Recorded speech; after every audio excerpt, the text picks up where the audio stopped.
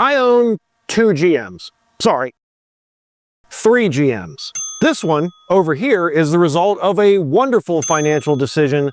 This one kind of got me out of a financial jam, but kind of made it one itself, and I'll let you be the judge how well this one works out. But today, let's not worry about this beautiful one that belongs to my son. Let's find out the difference between these two. So why do people buy cars? Comfort, convenience, practicality, utility, range, efficiency, performance, handling, ride quality, infotainment, technology, cost and value, service, brand recognition, reputation, interior materials, ergonomics. Most of that stuff. So I'll compare those in kind of a yes, no? Let's try that at least. And we're gonna really dive deep today. So at the end, after presenting all the evidence, I'll give you 20 reasons to buy each. I was gonna release this video the day after my fleet update. I was also gonna make this a first impressions video, but here we are in the middle of summer and a lot of things happen and a lot of traveling, and I've already put 2,000 miles on the Blazer, several road trips to all kinds of different parts of the United States, and I've got a pretty good idea of how things are gonna play out with my ownership. I also wanted to make this video a direct comparison between the two cars that I owned, but I feel like I'm cheating a lot of people out of a lot of value there. Let's compare every single one of these cars, the Blazer LT, RS, SS, the Prologue, EX, Touring, and Elite,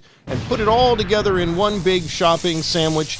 If you're looking for the right answer, this video will help you find it. But before we go there, I've had a lot of questions about Ionna. Basically, how do I get Ionna chargers into the Google navigation system? Well, here's your full complex answer. First of all, go to EV payment filters. That's the lightning bolt, and then the filter icon, and then payment. If you notice, there's no Ionna on this list, but that's not the end of the story, because currently, Ionna doesn't have a payment filter. What do you mean by that? Their app isn't complete. When you go to one, you just pay with a card, at least as far as I know, hence the absence from the payment filter list. Now, it'll be a little harder for me to tell because I don't live near any Ionna stations, and if you don't, obviously they won't show up for you either. But if you do, I can prove that they are in the system and the system knows to use them to help you. You would just need to make sure you keep your EV payment filter off, essentially. So all charging stations would be considered. Once you've done that, you're all set. For example, if I move to the Scranton area and I click search this area in the right-hand side of the navigation screen, there it is. Ionna charging station, 6 super fast, 4 very fast. So in the event you navigate somewhere and that route warrants an Ionna station to be the closest and most convenient for you, it will suggest it. However, currently the United States map looks like this, and only the black and orange ones are active. The others are coming soon. In fact, there are some near me, for example, Bridgeville, Pennsylvania, but they're not open yet. So if you live near Columbus, Ohio, in parts of Pennsylvania and North Carolina, and along I-70 in parts of the Midwest, you're not going to get any Ionna suggestions. And stay tuned, there's plenty more from Ionna later in the video. And since we're talking about charging, let's Google first, I guess. This one says 190. Lower trim levels have the 85 kilowatt hour pack, has a maximum of 150. Can this vehicle charge at 190 kilowatts? Is it possible to learn this power?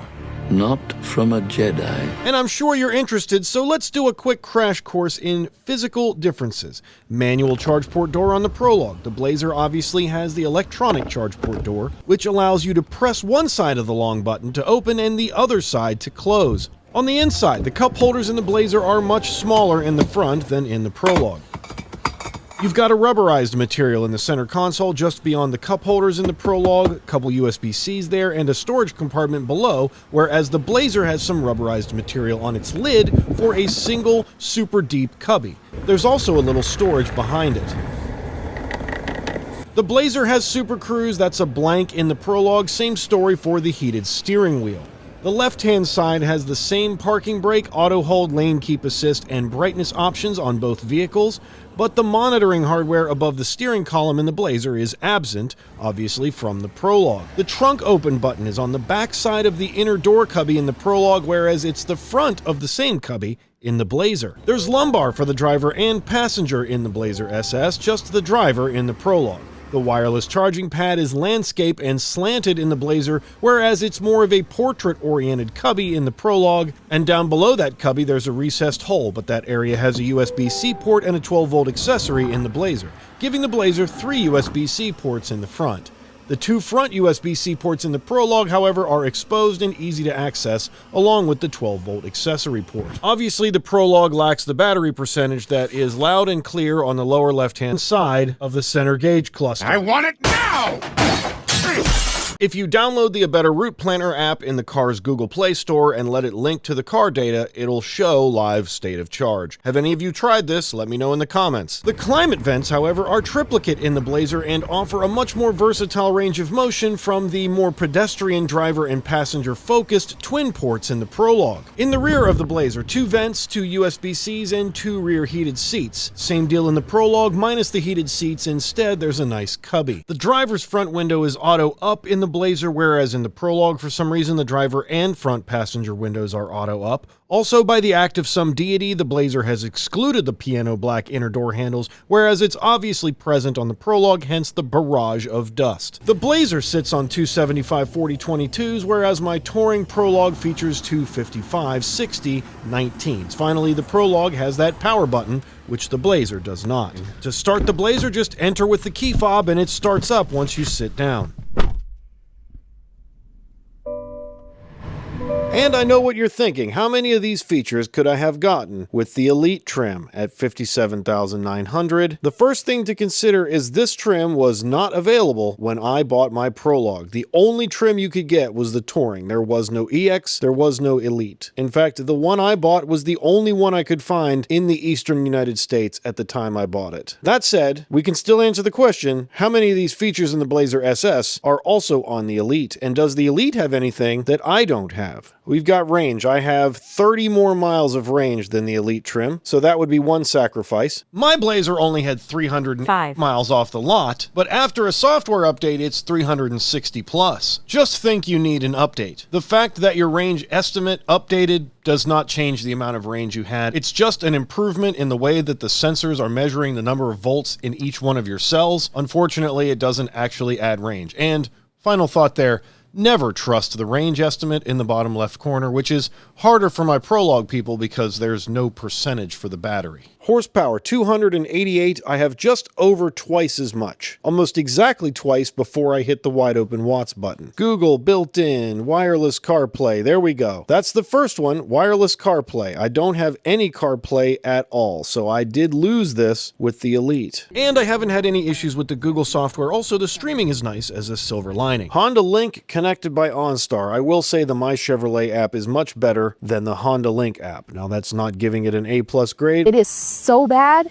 I want to give you a 0. But it definitely is better. So I couldn't even get the app open quickly enough to show you because it updated instantly with my exact status. That's number one, but let me show you why the MyChevrolet app is better. Activate public charging. So I've already activated EVgo. As soon as I activated this toggle here, Auto Charge Plus was enrolled. It's the only way to enroll. In fact, I drove all the way to Pittsburgh to my nearest EVgo to enroll, like I did in the Prologue, but it's a simple sign-in for your MyChevrolet app. This video reminded me why I don't want an EV. And waiting 30 minutes at a charging station, 99% of the driving I do is under 30 minutes. How crazy to go sit somewhere like that. I'm looking at a RAV4 Prime though. I do think plug-in EVs are more viable. If 99% of the driving you do is under 30 minutes, then you would obviously never need to sit at a charger for 30 minutes. And if you're looking at a RAV4 Prime, you probably have a place at home to plug it in, which means in the event you had a full electric, you would never need to plug it in anywhere but at home. Maybe at some point the charging network will be just as simple as the gas station network for those once-a-year road trips, though a once-a-year event probably shouldn't eliminate vehicles completely off my radar. He solved his own argument here. For a once-a-year event, you're asking for an engine, a secondary powertrain, oil changes, and a massive cut in electric range just so you can save 30 minutes. And I believe integrations like those on the MyChevrolet app can help plug-in hybrid-centric drivers switch to full EV. Speaking of that, ChargePoint is eligible for plug-in charge, but I still have EVgo money, and until then, I'm going to activate them with EVgo so I can take advantage of my credits. But EV Connect, which I am always intimidated to use because it's not a great user experience, to be honest, EV Connect is now plug-in charge through the MyChevrolet app. Now, Ionna says supports plug-in charge. If I hit activate, Find, use, and pay for charging on multiple networks. To get started, select a payment method, enable plug and charge for compatible networks. Order or use an authorized adapter if needed. Use the MyChevrolet app to find and pay for charging, and click Get Started. All right, so I hit Get Started, and I've got to add my payment method. So let me put my card information in. Then you scroll down, hit Save, so Activate.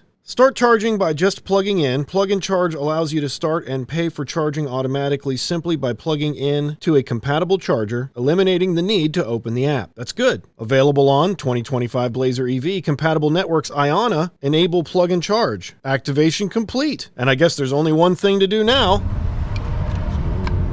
Okay, a little swing arm there. Turned blue immediately. Preparing session, initializing. 42 cents a kilowatt hour. Already authorized the card.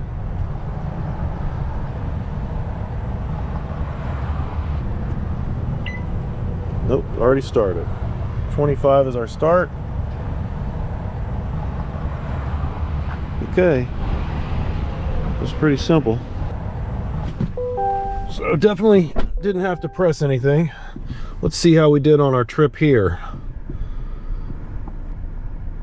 3 miles per kilowatt hour, 154 miles for me. So that's the closest Ionna to me is 154 miles. Here's all your stats. The Ionna, by the way, is not a touchscreen. You use these buttons down below. And right now we're looking at the end of my session. Let's go into charging detail and take a look at the curve. And this charge curve can tell us a whole lot about the Blazer. For me, there was a real big dip right around 50%. I hopped back in the car around 65% and the climate turned on. That's your little dip here. With GM, one thing you can't do is actually charge the vehicle while simultaneously cooling the cabin. GM really needs to fix that. No argument here. The Blazer can definitely do 190 kilowatts, and the session's going to end right around 95 kilowatts. It also tells us that this is a 400 volt car. You can see the voltage is at 400 near the top of the pack, which also validates our nominal voltage. And finally, I have a hunch that today's charging session was limited by thermal issues because it was 90 some degrees. Okay, there it went.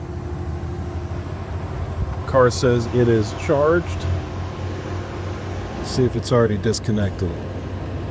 Yep, sure has.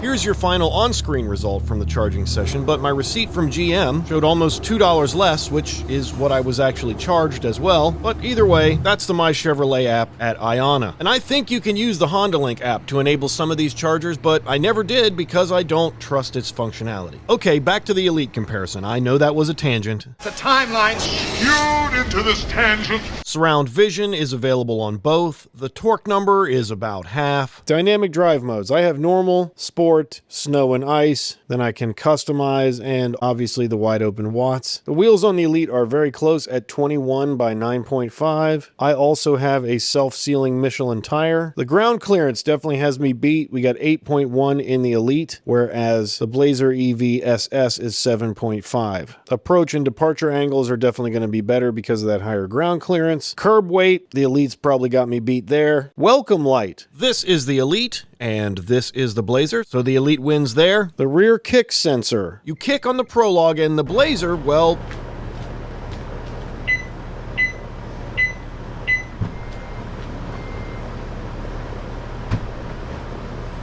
illuminated footwells. No welcome light, but I do have the footwells. Illuminated beverage holders. Yes on the Elite, and no for me. So if you're into lighting, I think the Elite's going to be the winner. Illuminated door panels. Again, just the Elite, but with all that lighting, you would think the charge port was illuminated. It's not, but it is in the Blazer. I don't have key cards, but I'm not really going to miss them. Automatic dimming rear view mirror. I also have a digital rear view mirror that I have access to. And finally, the 110 volt rear console power outlet. I don't have that, but instead I have... Hi, this is Barbara with General Motors Energy. I'm reaching out about your brand new Blazer EV. We're excited to offer you faster home charging solutions. And did you know your EV can also serve as a backup power source during outages? To learn more and unlock these powerful features, give us a call back at 833-647-6937 and select option 1. So, of course, to make the final comparison, I chose elementary school chicken scratch and color coding for our low-res chart. Whose idea was this? Blue is minus and red is plus. I'll just go through it. The Elite has a welcome light, a beverage holder light, and a light in the door. The legroom in the Elite is more in the front and the same in the back. The Elite has wireless CarPlay, a 110-volt outlet. It's 500 pounds lighter. There are key cards. It has 0.6 of an inch more ground clearance, and it has a better approach and departure angle. Whereas kick to open is more difficult to operate than the stand there and wait for the 4 beeps in the Blazer. You can let me know your thoughts in the comments. You lose 30 miles of range. You lose 327 horsepower and 317 pound-feet of torque. You lose 2,000 pounds of towing. The Blazer can tow 3,500 pounds. The Elite is only 1,500. You have Honda Link, which is a curse to humanity, whereas MyChevrolet is reasonably functional. You lose drive modes in the Elite. No snow and ice, customization, or wide-open watts. The Elite has a 21-inch wheel instead of a 22. It does not have vehicle to home. You lose 2 inches of headroom in the front and 1 inch of headroom in the rear. Somehow the Blazer has more headroom. I can't make sense of it either. There's no charge port light on the Elite as well. So extremely poor elementary school low-res chart complete. Except for streaming, of course, which we all know can't be done in the Prologue at all. And if you're shopping for one or the other, there may be one specific feature that you don't need or are definitely looking for, and we can dive deeper, starting with the Prologue. The Prologue Elite gets 21-inch wheels instead of 19. Like the Touring. All Prologue Elites have black door handles regardless of body color, and body color handles come on the Touring model. There are 2 NFC cards you can use to lock and unlock your vehicle that aren't included with the Touring model. Cooled seats are standard on the Elite and not available on the Touring model. There's a 120-volt outlet in the rear seat. The Elite also gets heated wiper zones, welcome lights, illuminated footwells, beverage holders and door panels, and a heads-up display. And finally, you can swipe your foot under the rear bumper to open the tailgate on Touring and Elite trims. With the EX trim, you lose the fog lights, the moonroof, the power tailgate, roof rails, leather-wrapped steering wheel, auto-dimming rear-view mirror, leather seats, seat memory, power seats, and the 12-speaker Bose system. So let's talk about wireless CarPlay and the Bose audio systems, because the system in the Blazer EV is not the same as the system in the Prologue, and even that has layers. The bass stereo in the Blazer is a 6-speaker Bose, where the SS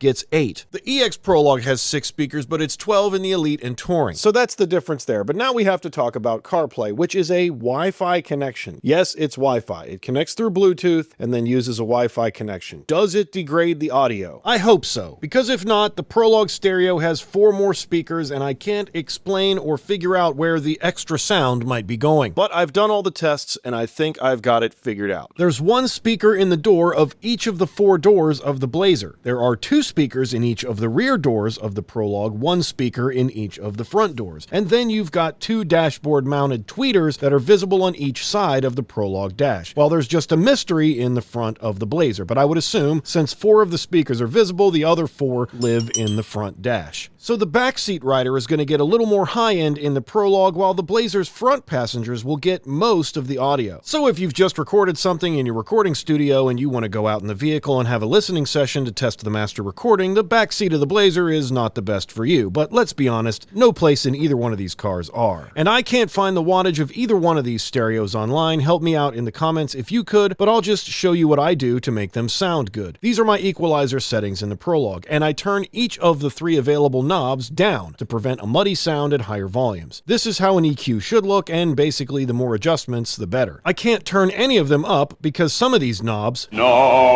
increase parts of the frequency that create a very muddy sound. That said, the high end is the highlight of the Prologue's stereo, and it's pretty crisp once it's dialed in. My test song was Nothing But a G-Thang by Dr. Dre and Snoop Dogg, because it's repetitive and easy to benchmark, and Dr. Dre is one of the all-time kings of audio, hence the headphone brand. I tested it in both the Prologue and the Blazer. Here are my EQ settings for the Blazer. It's still a quest for a less muddy sound, but the treble actually needs a boost here to create a crispy output. Finally, the volume in the Blazer seems seems to be higher overall, and in my opinion, it has something to do with CarPlay and the fact that the audio is being streamed to the phone and then sent via Wi-Fi to the vehicle. 30 to 35% is my optimal listening volume in the Blazer with no CarPlay, while it's closer to 50% in the Prologue. Overall, the Blazer stereo gets a B+, and I give the Prologue a B-.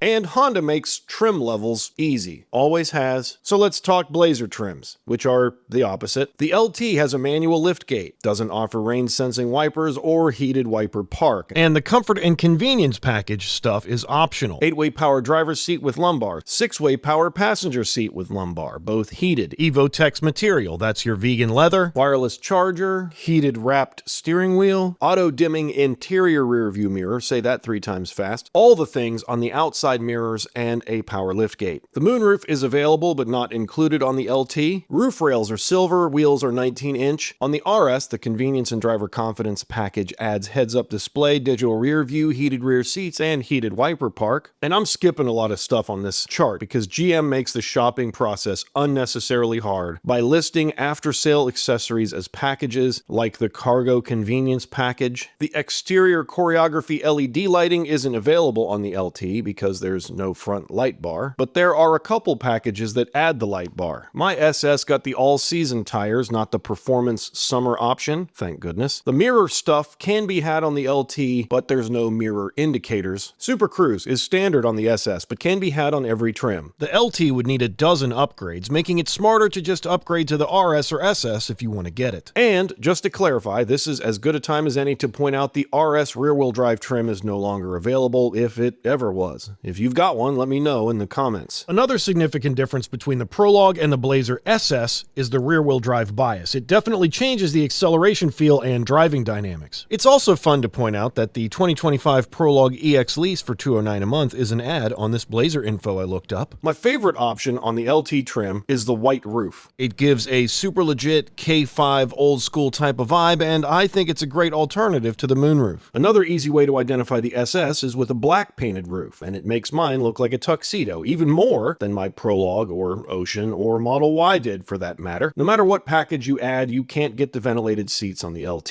The 8-speaker stereo is standard on the SS, it's 6 for the others as standard equipment. Climate control is single zone on the LT, and the LT is also the only way to get cloth seats, but there's no ambient lighting. Driver's seats are 6-way manual on the base LT without the comfort and convenience package, 8-way power on the other two, but you can add lumbar to the LT. The flat bottom wrapped steering wheel is standard on SS and RS trims. The steering wheel on the Prologue is round, no matter what trim. And no driver's seat memory on the LT. Enhanced parking assist is part of Super Cruise. Heated steering wheel is standard on RS and SS trims. This one hurts a little bit, but no universal home remote on the LT, and I really like that feature. The technical name for my seats is Adrenaline Red Perforated Evotex. The SS trim can tow 3,500 pounds, except you're gonna need an aftermarket tow hitch. The suspension on the SS is fully independent, and you can tell. LT and RS get 85 kilowatt hour batteries. It's 102 on the SS. Dual level charge cord is an add-on accessory and was listed on my window sticker for $295, but I didn't get one. And of course I notified the dealer that I didn't get one and they told me to come pick it up. So I headed up there. So here's what I got. This is the box that it came in, and it was in this bag, but this is what I ended up with. And as you can see, we're missing something here. Nothing to go into there. These are completely separate parts from GM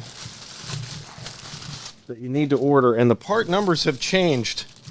So this is your 515, this is your 1450, and this is the brick. But when I went to pick it up, I just got the brick. It took me forever to find these actual parts because when you type this in, this doesn't come up right. You would think this would be one thing, but it's not. However, when you type in the old part number for this, which is what I found online, because I found these for sale online, different places, just the single thing. When you type that in, it changes to this part number. So it was a trip to see Harper to get the original part and then another mailing of these 2 adapters that go with it. So in the event you were supposed to get a dual charge cord and you didn't, you're probably going to end up without these. The actual units that come in the car have these, but the replacement part does not. So be very careful to check your Moroni sticker and make sure that you weren't charged for one if you didn't get one, or if you were charged for one, that you open the box before you leave the dealer, because these might not be in there. And speaking of charging, the SS trim adds battery range of 20 miles, which is due to the larger battery, and also adds voltage, which means it adds charging speed. Can this vehicle charge at 190 kilowatts? But why would it charge faster? It's all down to the battery pack size. Remember, the Ultium platform can be charged extremely fast, but it all depends on the number of cells. Okay, I know, that was a lot. Charging speed is measured in kilowatts. Kilowatts are measured by amps times volts, and amps is to charger as volts is to car. Volts are calculated by adding the total voltage of each cell together. So the more batteries, that means the more voltage. The more voltage, the higher the number that comes out multiplied when it's time to charge in number of kilowatts. 85 kilowatt hour pack in the Prologue with a 288 volt nominal voltage. Let's look up what the 102 kilowatt hour pack in the Blazer is. And thanks to the fact that the Ultium platform is in every GM, all I need to do is find another GM with that 102 kilowatt hours. Oh wait, it's the Lyric. So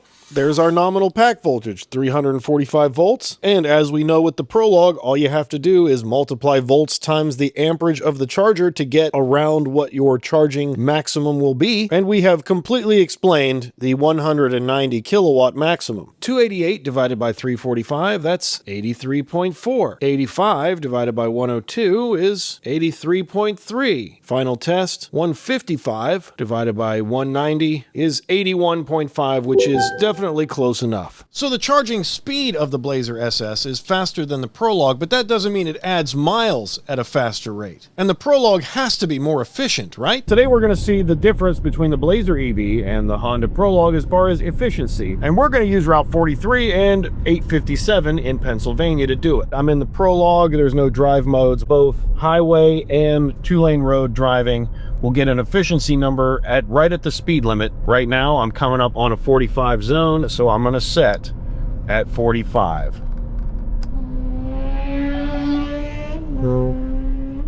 Even though I just had a really dangerous motorcyclist pass me at 100 miles an hour. Now we're turning on to 857.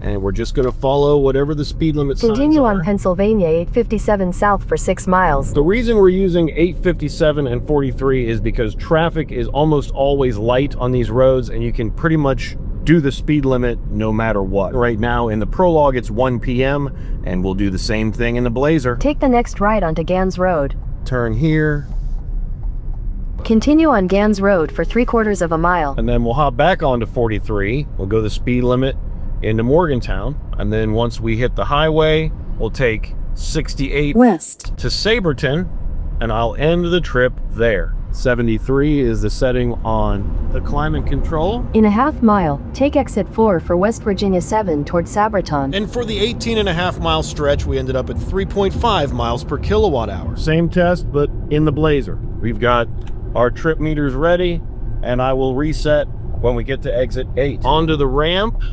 reset trip 2. The default baseline in the Blazer EV was 2.8 miles per kilowatt hour, so that's what it expects to get. The Prologue expects 3, and we're going to head right back down Big 6 Road onto 857, which somehow is mapped on Super Cruise, and we're going to Super Cruise our way. Looks like we got some chickens there in the back of that one. Same deal.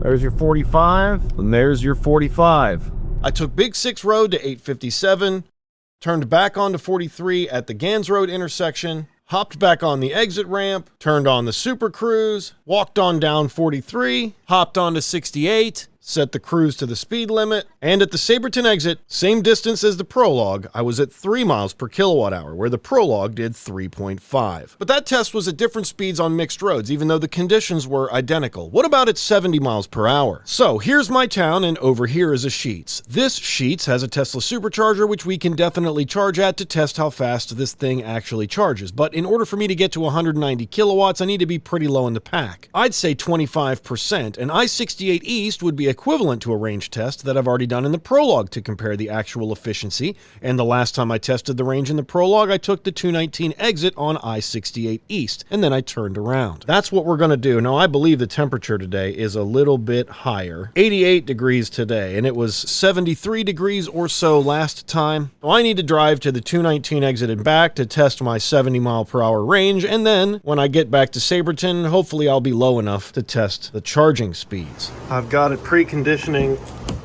the cabin, and these are the back seat Prologue cup holders. 212, 62%. This is where I want to go. Dropped pin. There it is. As I back out of my driveway, I just want you to hear the absolutely no noises. You see the red? You see the red? The violation, violation, violation. You hear how there's no sound? Well, my butt is vibrating. Lots of vibrating in the seat, especially on the right-hand side of the seat.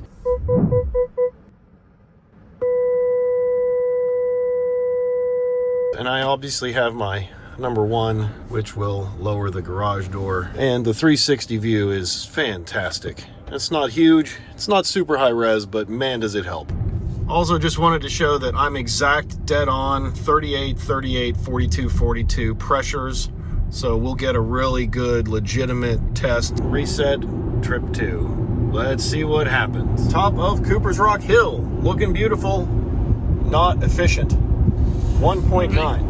8.4 miles, 2.4. I have the climate set at 73 because the temperature is 90 instead of 73 from when I did the other test. But I also never need to go any lower than this because of the cooled seats. So 6 of one, half a dozen of the other. I do have about the same amount of climate on, but this is how I'm comfortable.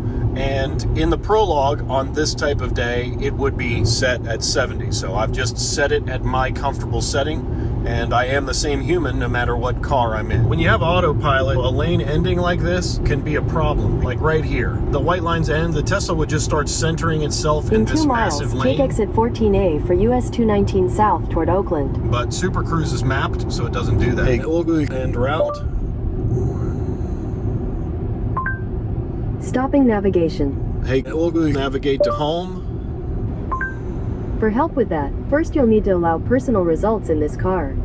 When it's safe, you can go ahead and make the change in assistant settings. Hey, navigate to home. Home, alright. I gotta get out and get a picture here, but I have to press that if I want to keep my data.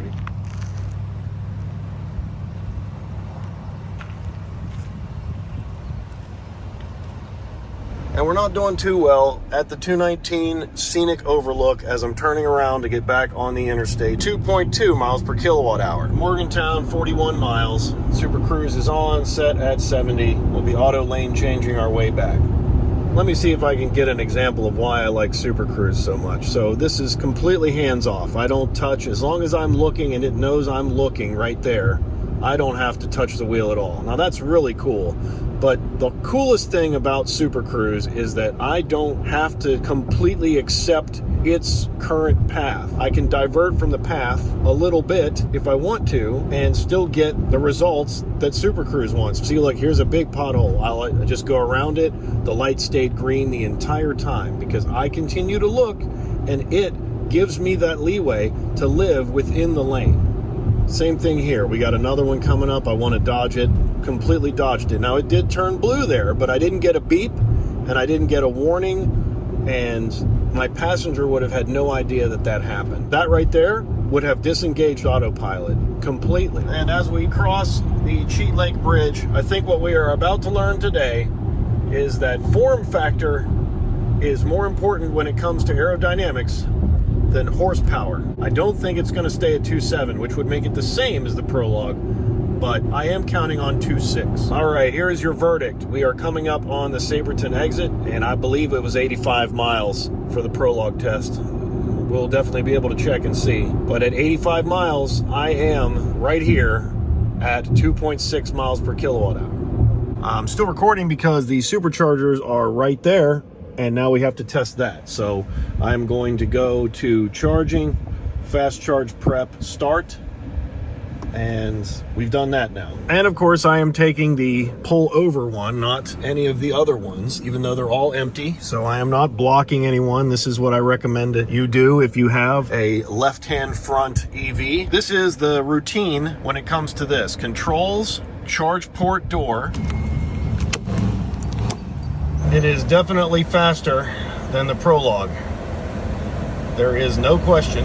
I'm at 173, 174 at 33%. I pressed fast charge prep right before we got here, 176. So I believe there is probably more to get, and obviously we're at 34, not 10, 177. So yeah, there's more to get. So yes, 190 is definitely going to be possible. There's 179, 180, 181. And the bad news here is that after I got to 181, which was my highest rate, I attempted to shoot a time lapse and it did not save to my camera roll, but luckily I started taking screenshots at 50%. The funny thing is, between 32% where I plugged in and 80% where the session ended, it was exactly 30 minutes, which gives us a great opportunity to compare the number of kilowatt hours I got at 30 minutes for my Ionna session, which was 2 kilowatt hours less. And if we want to believe the guessometer, I had 107 miles of range when I plugged in and 267 miles when I unplugged. That's 160 miles in 30 minutes or 320 miles per hour. And assuming this part is an estimate, here's the charge curve.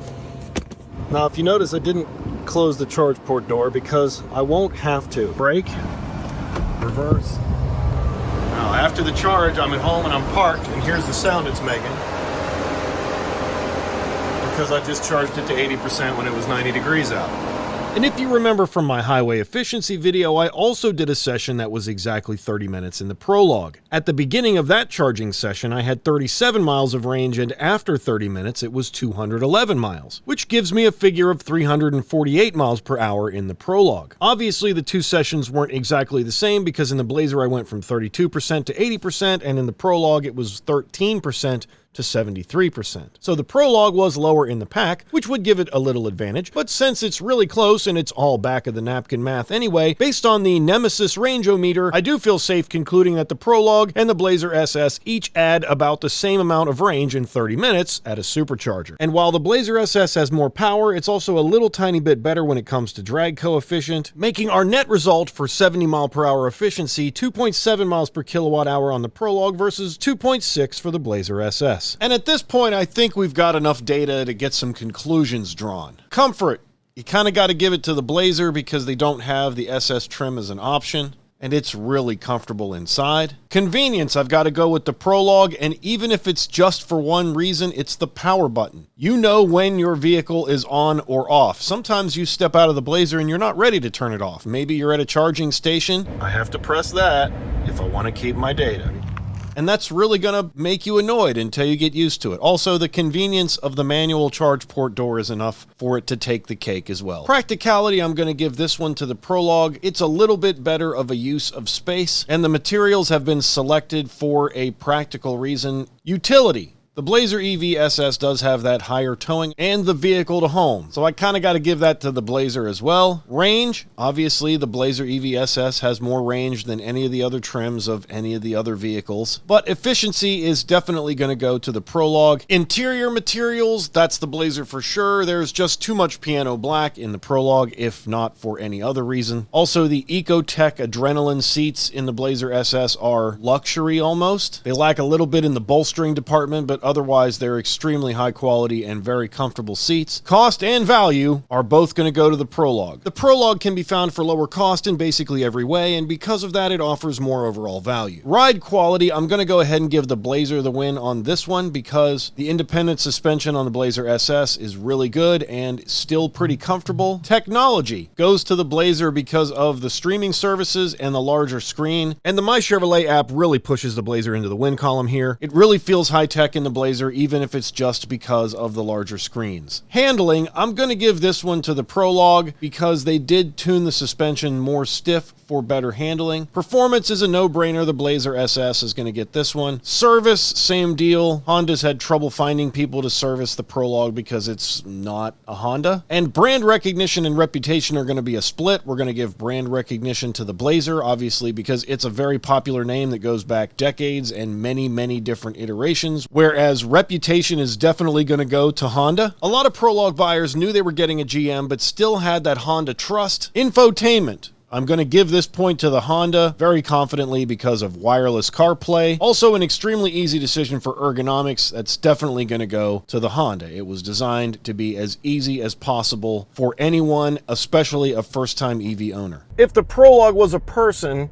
its job may be a CPA. It got the least credit, value for money, efficiency, everything you need, nothing you don't. If the Model Y was an appliance, the Prologue answers the question, what if my Maytag had CarPlay? That said, the Prologue knows how to listen, so let's test the Blazer together to see if it can. I haven't connected my car to Bluetooth yet. I've got 2,000 miles.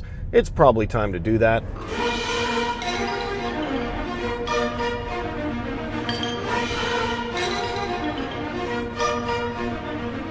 Hey, Google, call Shane.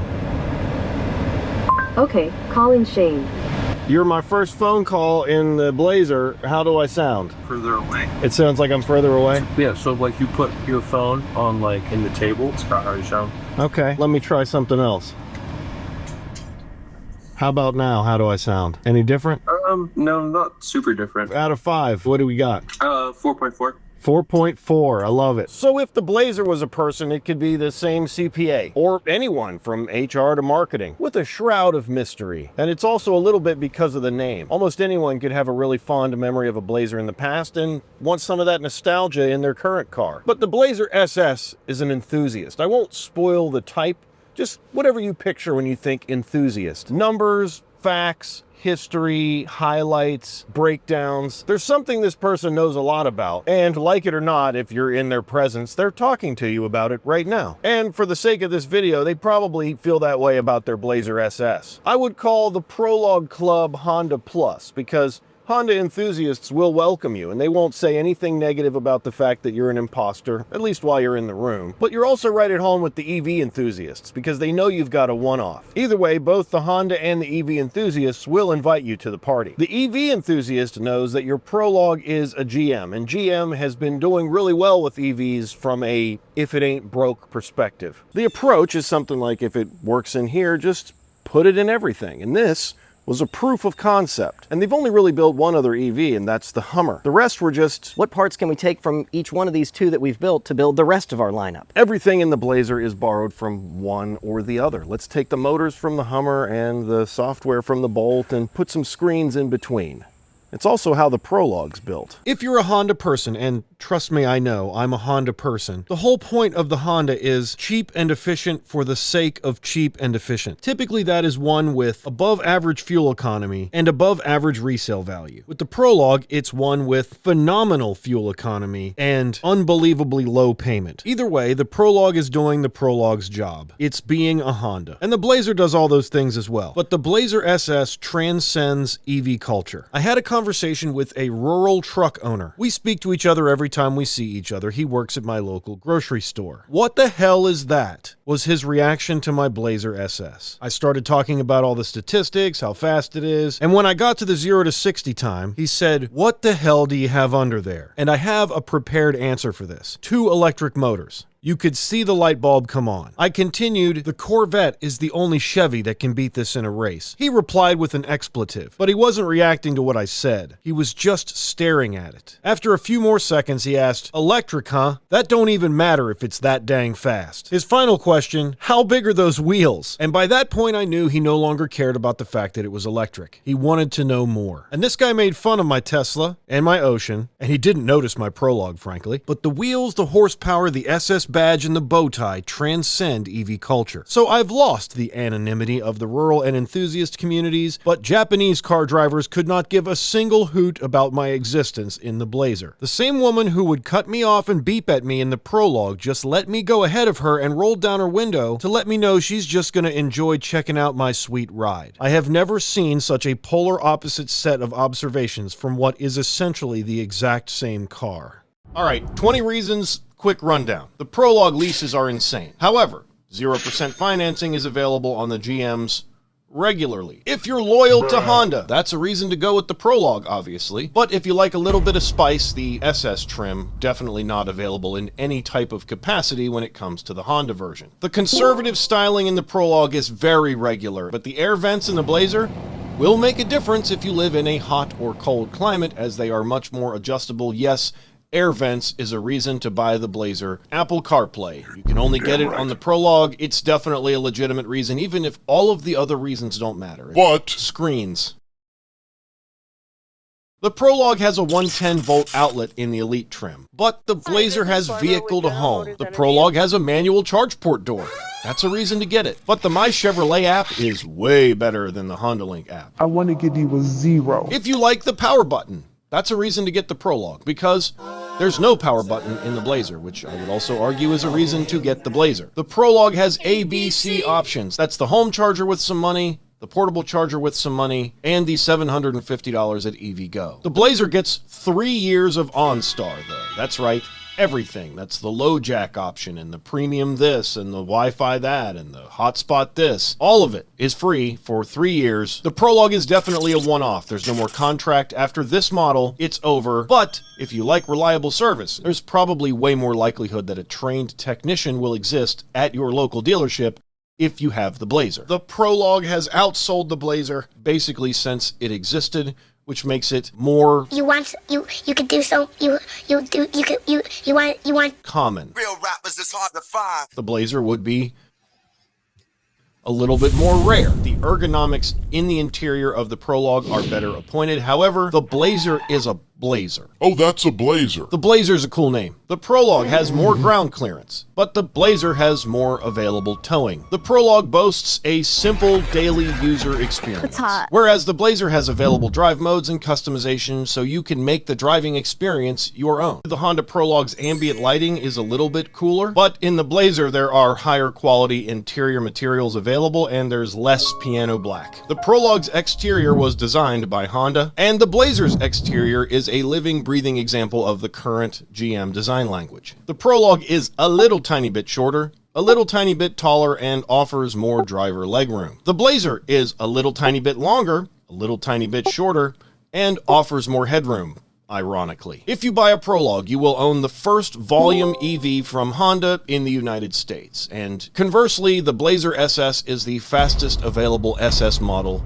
ever. I won't talk about the Cobalt SS. The Honda Prologue, while having a less slippery drag coefficient, is slightly more efficient overall, but the Blazer has a softer tuned ride. But those are hopefully 20 reasons why you should get either one. And of course, now it's time for me to say goodbye to the Prologue. I didn't sell it because I didn't like it, and if I didn't like it, I wouldn't have replaced it with essentially the same car, just more horsepower. I had a 7.7% interest loan and a $10.50 a month payment. I had to sell another vehicle to get out from under the equity, and that wasn't quite all of it. My sale to Carvana on July 9th was $28,000. My Blazer EV was $58,000 out the door, and even though I borrowed $4,000 more, the loan is at 0.9% for 72 months instead of 7.7 for 60, which makes the monthly payment on the Blazer $772. Yes, I could have leased, but the lease deals weren't great on the Blazer, and my wife will not lease a car. If you had $58,000, would you get something else? Do you think I made a mistake? And are you mad that I sold my Prologue even though I still have the exact same car, just more horsepower? Let me know your thoughts, your experiences, and what you drive down below. How does the SS ride compared to the ZDX Type S? Funny enough, I've got a ZDX video coming soon. Subscribe so you don't miss it. I haven't driven the Type S yet, but I would assume very similar. If you have a Type S and you'd like for me to drive it, please let me know in the comments or reach out. And as far as Waze, Google actually bought Waze in 2013, and if you navigate with Google, I get objects in road, police, construction, and a couple other notifications as well if I navigate through Google Maps. It also suggests faster routes very well and offers alternate routes live on screen throughout a trip. But admittedly, I never was a Waze user. Am I missing something by not using Waze? Let me know your thoughts down below. How do you like the extra power? I don't use it very much, but when I do, I absolutely appreciate it. Does it make a big difference over the 290 horse the Prologue had? I think Palpatine can sum up how the Blazer feels.